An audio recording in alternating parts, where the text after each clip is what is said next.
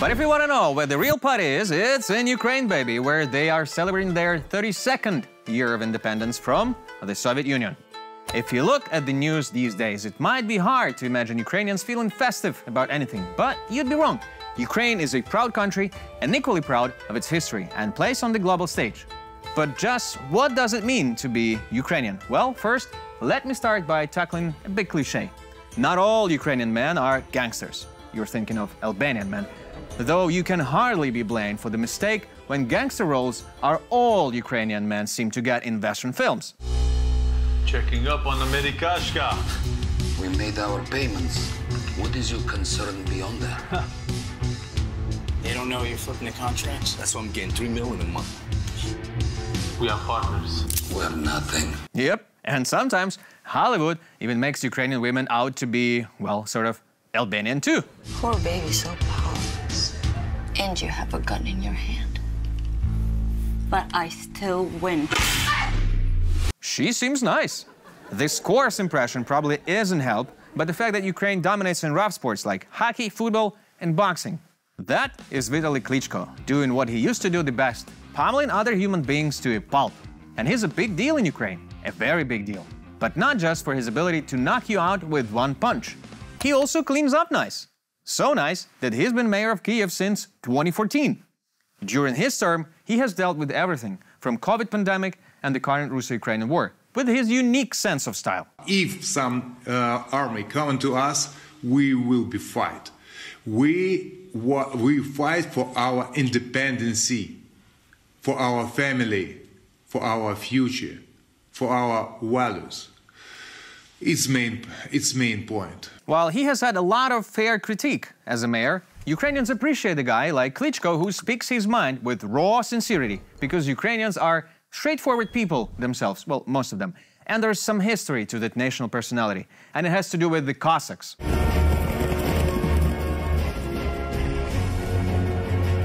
The Cossacks, who defined Ukraine in the 15th century, who fought the Polish, the Lithuanians, and the Turks to plant the seeds of what was to become Ukraine. 10,000 horsemen thundering across the giant theater screen to recreate the stunning impact of the Cossack horde, sweeping across the wild, primitive steppes of the Ukraine. The Cossacks, who carved out the geographic boundaries of Ukraine one bloody sword hack at a time, and then brought law and order to the land, solidifying the strategic position that has made Ukraine a global player in trade, technology, and culture ever since. And boy, did those Cossacks know how to party.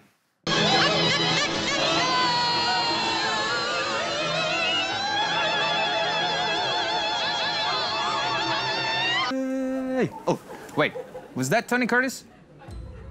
Okay, so real Cossacks didn't look like that, but you don't need to look much further than the nearest Ukrainian to find that Cossack spirit is a tough spirit that has gotten Ukraine through a long and challenging history that includes oppression under the Soviet Holodomor, a deliberate starvation that killed millions of Ukrainians in the 1930s, which goes to explain why many Ukrainians still feel like this about their neighbor to the east. Big demoralization by Russian forces, by Russian soldiers, because they understand, they feel in our country very uncomfortable, because every Ukrainian hated Russians.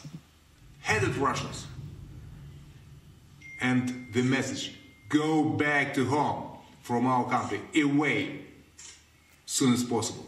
I had you, Russia. And that, my friends, is what the Cossack spirit looks and sounds like today. The relationship between Russia and Ukraine is a bit like the relationship between England and Ireland. From the outside, they can seem similar, but the truth is that one of them has been invaded, exploited, fucked over, lied to, and deliberately starved to death by the other for hundreds of years. And yet, they endure. And Ukrainians, like the Irish, have somehow emerged with their own culture and language intact. And they've even managed to keep a sense of humor about it too. And this, what is being celebrated this week in Ukraine. A common spirit, a vivid history, optimism, and a belief that there is a bright future ahead.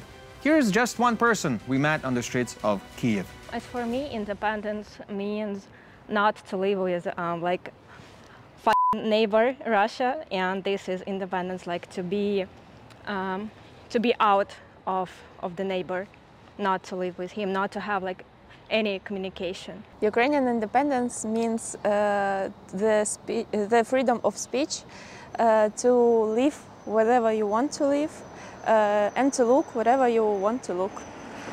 Also, it's very important for me to bring the occupied territories back for us.